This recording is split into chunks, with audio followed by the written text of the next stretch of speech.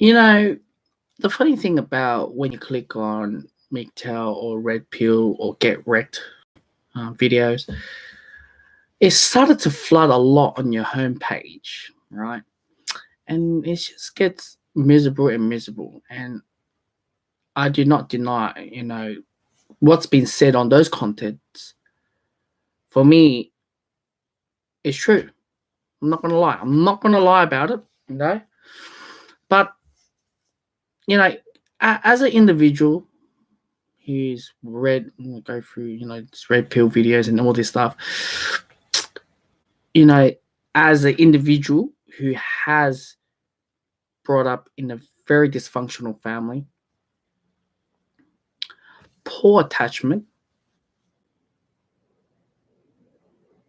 and didn't have a very, very, well, I can't say the best father role model, but he did straighten me up, right? But I get to see what my father has to gone through and how the lawyers and how my father went through with two divorces, especially the first divorce with my mother. It is what it is. Number two, it was more of how it was being used, how it's being used against. And it's more resembled in regards to MGTOW and Get Wrecked videos about. And I'm not going to say everything is bad about what's MGTOW in these communities, but we have these huge walls right now of both genders, and I completely, see in my eyes what's going on. With what's going on with the workforce, you cannot say something, you guys gotta zip your mouth and this and that. But there's a lot of spoiled apples in regardless if it's the extreme feminist or regards to MGTOW or red pill or whatever, or far right or neutral, whatever category you want to put yourself in. What I do find out, whether you're on the extreme feminist or MGTOW, or if you study very deep about it, your mind is very, very negative. And that is something for myself. And a bit about myself, I used to study, which is last year, I left the course, June, Bachelor of Social Work. I was surrounded by extreme feminist teachers and classmates. You talk about Trump, man, the whole class goes against you. Don't worry about that, mate. And what's been said in class and what my peers, I'm lucky to find one or two have a like mind like me, or a lot of other courses are studying this type, or snowflakes. I get to see a lot of snowflakes, and I get to see with the SJWs as well. And I get to see all that, and it's very negative to get to see all things, and it's hard to avoid it because it's in your television, it's in YouTube, it's on the news, and it's a trend now. Now, how long is this trend going to go? I reckon it's going to go forever. And now you've got this Me Too movement. Yes, me, yes. No, me, no. This rape, sexual assault posters are flying everywhere in universities. And ever since I went to trade school, or in Australia we call it TAFE, I do not see one sign about, yes mean yes, okay, it's okay, sexual assault, this and that, none. But when I went to university, they were everywhere. And then they're sliding gender studies, or or right now they're introduced in New South Wales, Sydney, is the yes mean yes classes, no means no classes as well. And also One thing you cannot talk. I'm not nothing against all of them, but they run down on your throat, and you gotta accept it and everything. And it's more of what is going on with the 1986, or perhaps we'll talk about gosh, Michel Foucault, the theory guy on surveillance, and how you change, and how the feminists using theories with Goffman's theory on how to repair it. The left and the political correctness has used a lot on what I've learned, intersectionality and human rights and everything. And I was at a very, very anti-male class, and I asked myself, what's the purpose of me on continue living? And that's a bit of background I'm sharing to you guys. Coming from a family, it's kind of like that, and this and that. And now, as I go into a relationship, and I'm very glad that I got into a relationship, it was a lot more strong, very, very strong family values. And it's all about, promoting family and having kids, and, or it's all about very, very functional stuff, not dysfunctional, not negative. It's all positive stuff. And, how they see, how they grind, how they work so hard, whether getting a house or build a family or this and that. And one thing you have to understand, nothing's forever. Obviously your wife or your girlfriend is not forever. We live in the current society, in the time of moment, divorce. It's okay. Where back then, it's name and shame of getting stoned to death. Now we've got Tinder, we've got everything. We live in a very different society. And I do understand. And I still got my red pill lens all the time. But it's kind of reduced a lot when you being part of the blue pill, or you guys like to call it simp. And I have to say, I've gone a lot more positive.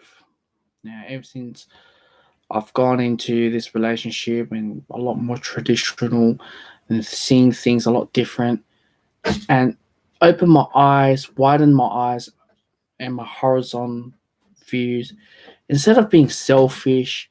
Because when you live by yourself and you get manipulated but too far, with the MGTOW, or this sort of content, or extreme feminist, or third wave, fourth wave, you get too stuck on it, and I was, when I was studying, I had to watch what I had to say everywhere I go, even on my laptop, even when I watch, the videos. I have to hide, and I had to look around, make sure I was constantly living in fear, because I'm being a male and I've got to watch what I'm saying. And God knows what's going to happen with the next generation, how they're going to be normalized, because what they're going to learn, all this stuff. But what I can tell you is that ever since I've transitioned to blue pill, I'm very, very glad that I had this opportunity and find a girl who able to repair me, to fix me positive, and see family values and family function. And this family has very strong religion, and it's supporting a big family, supporting one or the other, and see how it goes. And one of them just had a baby, and I asked the father, the newly emerged father, what's it like being a fatherhood. And he told me it changes him everything. He's not selfish. What he told me is, when you with a relationship or marriage without kids, right, or kids has been popped up, you tend to be selfish. You tend to think about you and your missus, but you don't think about deeply. But the moment when you have kids, it changed him so much. It broadened his horizontal, his views, um, just because he has a kid and doesn't feel selfish. And that resembles me as well. Like when I'm with my missus and a family and take them to family, going out with their nephews and kids and this and that, it repairs me and feels like there's a sense of belonging and duty and role. Whether I'm not married to the family yet or close to, but it just makes it's something this traditional we have lost because we are living into this nuclear family structure or nuclear dating structure, this new dating structure. And I gotta admit, there's a lot of video statistics have shown that so many, um, especially with regards to young men, it's not having sex. We live in a generation it's like sexless compared to other generations. And even if we've gone through all that, and where dating culture has changed so much to the point that even though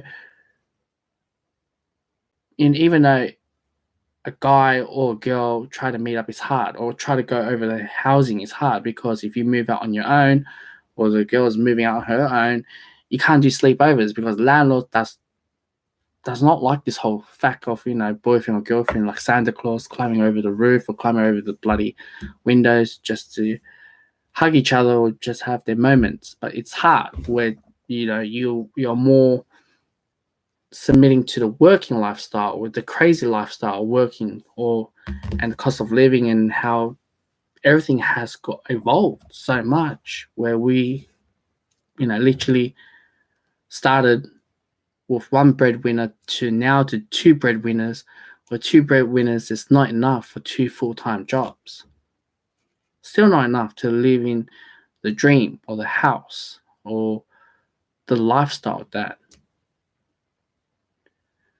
what it's wanted, right? It's hard to keep up on maintaining all that. And it's very, very difficult. And I guess we have lost so much. And what I've learned in this relationship is, I guess we have lost to the fact that both relationship work together to work in a goal. Whether you started from nothing, whether you just gone from uni, whether you gone from trade school, but you're willing to accept one or the other, encourage one or the other to learn and grow together and speed up. When I was red pilled or MGTOW so hard, I see the world crumbled. I see the world is so evil. But that's part of life, right? There's never been black and white in life. It's always grey. But we're so sucked into this whole negativity where it's easy. It's easy to blame and finger. And I understand the trend with the feminists and with the PC and what is going on. And I've experienced a tiny bit at my workplace, but I've learned to keep my mouth shut. And I felt, I don't know what's the next generation go through, and it's hard to find the right one, to able to communicate and not go through all these hoops and hoops.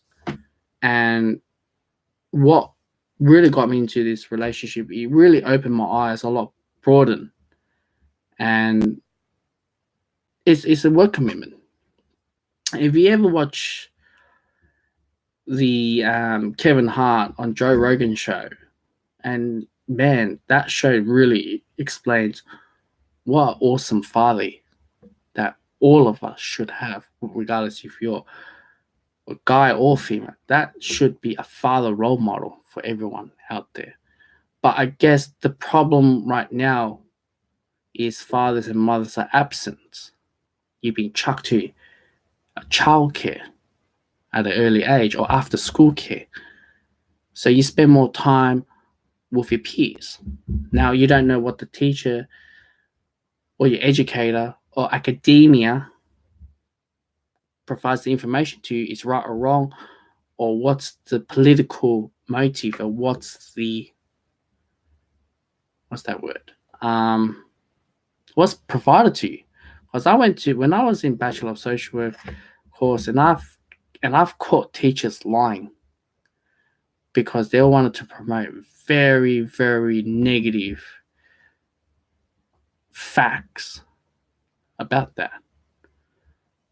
And I have to keep my mouth shut. You can't just say it out. And, when you write your assessments, you have to write what they wanted to hear. I've tried to go around it and try to go against it, but I always get a fail or get a pass mark. Well, your peers, when you write, you go for it. You get a distinction, a high distinction. When you have that, and obviously it's hard to ignore this whole thing. I'm not going to lie to you guys. It's not hard. It's very hard. But I guess there's a purpose. Any individual of us is being born. And there's a purpose in life. Because if you live in life, whether you're single or in a fling with someone, what actually creates is you're very narrow-minded. But when we humans, we are animals, right? We are there to breed. Now, regardless you like the whole idea or not, there's a reason why we have testicles, and there's a reason why a woman or a lady has eggs. You cannot change that unless there's a reason behind. Now, that's when I spoke to the family member who just emerged into a fatherhood, told me it changed his mind completely, not being selfish. It's like a new chapter of his life. Because if you're in a chapter that keeps focusing negative all the time, whether you're the extreme feminist or whether you're a very MGTOW, or there's no happy ending. You view the world so negative from back to front. But that's life. There's nothing is black and white in life. It never was. If it's black and white in life, then life is boring. If it's black and white the whole time. And now we've gone from hunter-gatherer to agriculture to industrial to technological, and now soon to be AI. And we've seen how we're coming from huge, large chunk of tribal family down to, and how family has evolved over time, and how dating culture has evolved over time.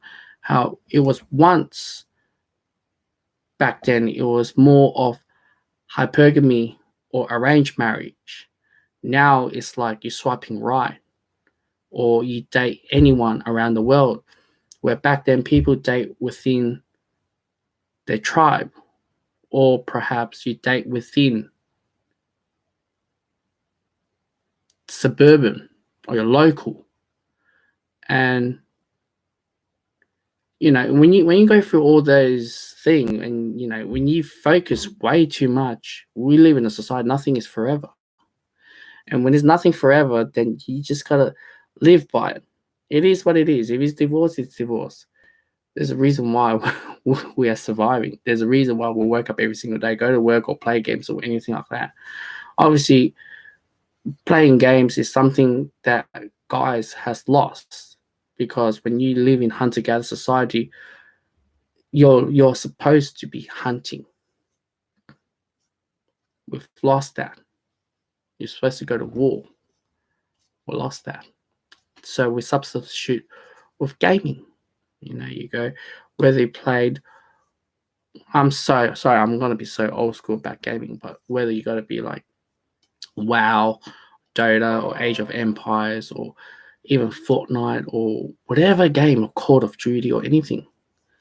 When you play those games, it's hard to realize this a sense of, relief that you feel like a superhero when you play those games. But in real life, you're nobody. You just, you just got a name tag, and you got taxes that it's gonna be there for you until you die. You don't have a cape saying that, oh, I'm the tribe. Look at my clan. Look at, the clan or my guild that I've created. It's very different. And it is what it is. So, and plus, that's how society has changed so much. And you have to learn to adapt. If you don't learn to adapt and find the ones that you wanted or not, whether she's Nawalt or Alwalt, it's hard. It's hard to find that. But it depends, because we live in society, everything is changes. So that's the video. I don't know what I can say for you guys out there, but what I can say is that it's very, very positive. Once you enter the blue pill, you just got to take the journey. It is what it is in life. Nothing's black and white.